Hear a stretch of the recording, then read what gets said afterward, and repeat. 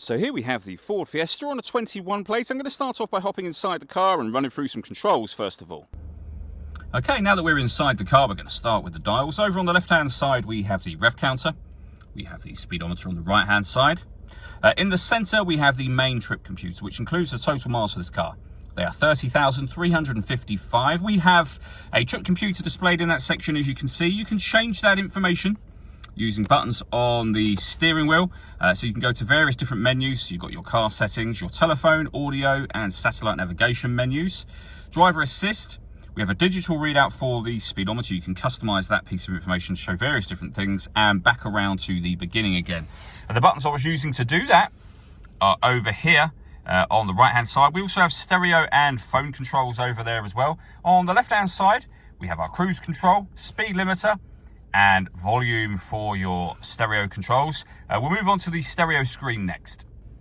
Okay, now that you're on the main screen view, you can see that we've got satellite navigation. There's a full video showing how this sat-nav system, which you can find on our website and on our YouTube channel, but it's a really nice, easy system to use. You can access your audio menu from here. There's various different ways to listen to music: AM, FM, and DAB radio, as you can see. Bluetooth audio, so you can stream your music wirelessly once you've paired your phone, as well as making and receiving phone calls, of course. This car also has two separate USB inputs. If you plug devices into those, they'll appear up here as further options for you. You can come back all the way to the home screen from here, and this is where you pair up your phone. Just hit in the top left-hand corner. Search for your vehicle on your device and select it once it is found. And then follow the instructions on screen from there. Below that, we have our air conditioning, so you can adjust the fan speed, temperature, and the direction the air is being distributed in. When you're happy with those settings, the air conditioning's on at the minute, so that's off. Back on again.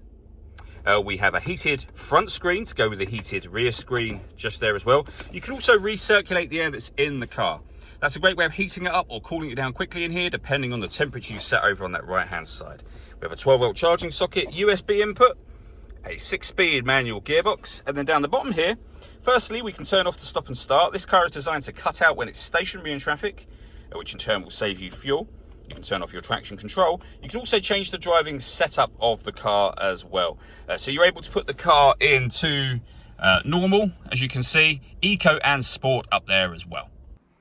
All that leaves me to say is thank you for taking the time to watch this video. If you'd like to come and see this ULEZ compliant car for yourself and have a test drive, please feel free to call either of our MJA sites. We'd love to hear from you soon.